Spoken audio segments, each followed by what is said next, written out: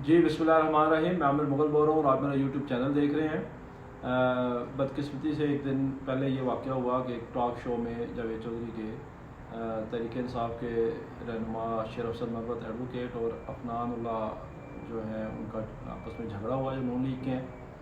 तो इससे पहले कि मैं इसकी तफसीलात में जाऊँ, आप पहले इस पे जो इस प्रोग्राम के होस्ट थे जावेद चौधरी साहब, उनकी ज़ुबानी सुन लें कि वहाँ हुआ क्या था। तो इन्होंने धक्का दिया, अफनान साहब ने धक्का देते देते उनको सेट से बाहर ले गए कॉर्नर में, और उसके बाद वो गए शेर अफजल नीचे गिर गए और उसके बाद अफनानुल्लाह उनके ऊपर चढ़ गए। और ये एक हैरान किस्म की सूरत थी। मेरा ख्याल था कि अफनान साहब एक पढ़े लिखे नस्तालीग से आदमी है, लड़ लूंड नहीं सकेंगे। वो बाद में पता चला है कि वो ब्लैक बेल्ट हैं, वो बाकायदा कराटे के माहिर हैं। और जिस तरह उन्होंने उनको दबोचा था शेर अफजल मरवत साहब को, वो हमारे लिए बड़ी हैरानकुन सूरत हाल थे।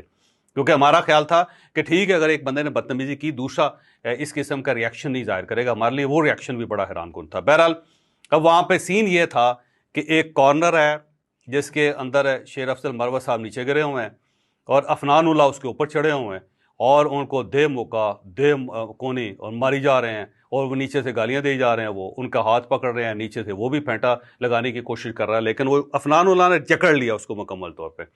इतना ज़्यादा जकड़ लिया कि हमें अलग करने के लिए खासी फोर्स लगानी पड़ गई। जी, तो आपने सुना कि जावेद चौधरी साहब ने ये कहा कि जब झगड़ा हुआ तो पहले थप्पड़ मारा शेर अफजल मरवत साहब ने, और उसके बाद फिर मुझे बाद में पता चला कि अफनानुल्लाह जो है वो एक कराटे ब्लैक बेल्ट थे कराटे में, और उन्होंने उनको गिरा दिया और फिर ऊपर से इतने ज़ोर ज़ोर के मुक्के मारे। तो क्या आपको कुछ समझ आई?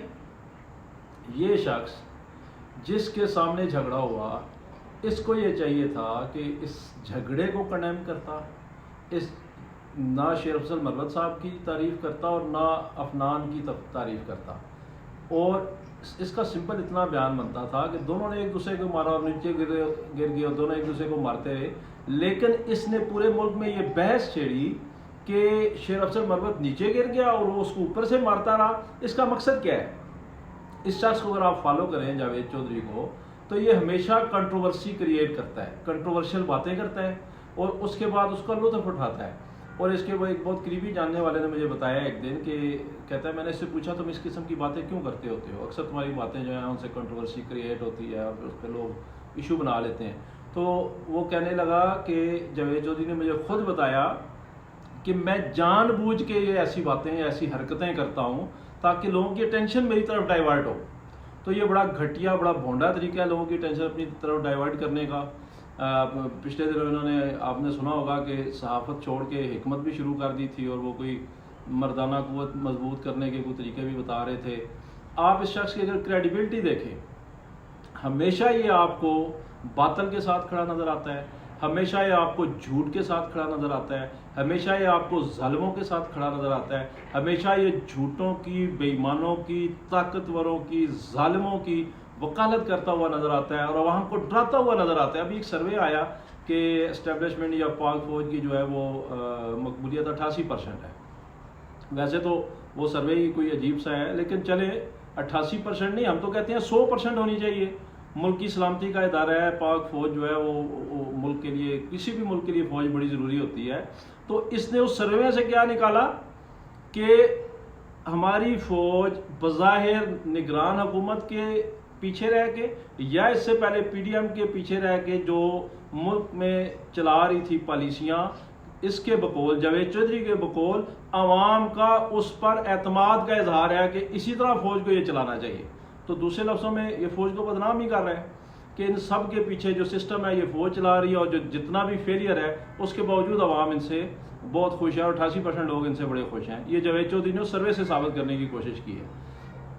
इस शख्स को आप देखें, जब हुसैन नवाज ने इंटरव्यू दिया था पनामा का स्कैंडल ब्रेक होने से पहले कि अल्हम्दुलिल्लाह फ्लैट्स हमारे हैं, तो वो इसी के टॉक शो में आके दिया था। उसकी वजह ये थी, उस वक्त कौन सारी सरप्राइज़ थी कि ये क्यों अपने फ्लैट्स को एकदम तस्लीम कर रहे हैं और ये कह रहे हैं कि फ्लैट्स हमारे हैं और मेरी बहन उनको ओन करती है।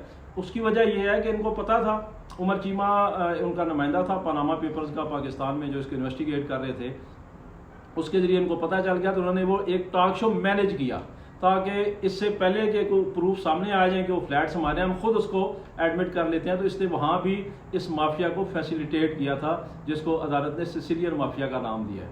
तो ये इस शख्स का असली चेहरा है, जो हालांकि अल्लाह ताला ने इसको बड़ी सलाहियतें दी है, बहुत अच्छा बोलता है, लिखता बहुत अच्छा है, पाकिस्तान के मैं कहता हूँ टॉप 10 क्या टॉप 5 लिखारियों में इसका शुमार होता है। लेकिन ऐसे लोगों ने अपना ज़मीन बेचा हुआ होता है, ऐसे लोग अपना ज़मीन गिरवी रख चुके हैं।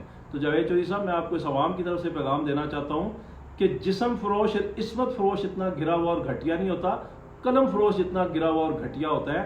क्योंकि जिस्म फरोश सिर्फ अपना जिस्म बेचता है, और जो कलम फरोश होता है वो पूरी कौम को बेच देता है, वो पूरी कौम की नुमाइंदगी कर रहा होता है। और जब वो अपना ज़मीर गिरवी रखता है तो फिर वो पूरी दुनिया के सामने अपनी कौम को बेच देता है। तो बजाय इसके कि उस झगड़े को ये मिटाने की कोशिश करता, उनकी सुलह करवाता आपस में, इसने जलती पे तेल छिड़का और पाकिस्तान पूरे में ये बहस शुरू करवा दी कि किसका बाबा ऊपर था, शेर अफजल मरवत ऊपर था या अफनानुल्लाह ऊपर था।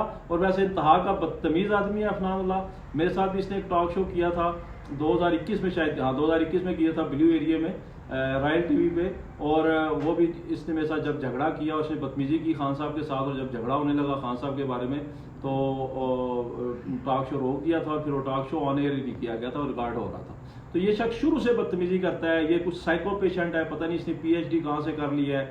और शेर अफजल मरवत साहब को बहरहाल मेरी ज़ाती राय है कि इसको मारना नहीं चाहिए था, बल्कि इसका प्रोग्राम छोड़ के इसको उठ के आ जाना चाहिए था। पहले तो जावेद चौधरी को कहना चाहिए था कि इसको उठाओ प्रोग्राम से, क्योंकि ये बदतमीज़ आदमी है, ये लीडर्स को गालियाँ देता है। और मुझे पूरा यकीन है कि जावेद चौधरी ने इसको नहीं उठाना था, तो फिर शेर अफजल मरवत साहब को ये प्रोग्राम छोड़ के उठ के आ जाना चाहिए था। बहरहाल पूरी तहरीक इंसाफ शेर अफजल मरवत साहब के साथ खड़ी है, और तहरीक इंसाफ इन जबर से, इन जुल्म से, इन घटिया कांडों से बिल्कुल भी डरने वाली नहीं है। तहरीक इंसाफ के कारकुनान पूरे पाकिस्तान में एक जुल्म और सितम के खिलाफ सब्र की और बर्दाश्त की जो मिसालें कायम कर रहे हैं, आज तक पाकिस्तान में ये मिसालें कायम नहीं हुई हैं। और इंशाल्लाह तहरीक इंसाफ के कारकुनान अपनी मंजिल हकीकी आज़ादी की जो जदोजहद है, इसकी मंजिल तक पहुँचेंगे। अपने लीडर कैदी नंबर 804 की क़यादत में इंशाल्लाह तहरीक इंसाफ सुरखरू होगी, इमरान खान सुरखरू होगा, और पाकिस्तान की आवाम सुरखरू होगी। शुक्रिया।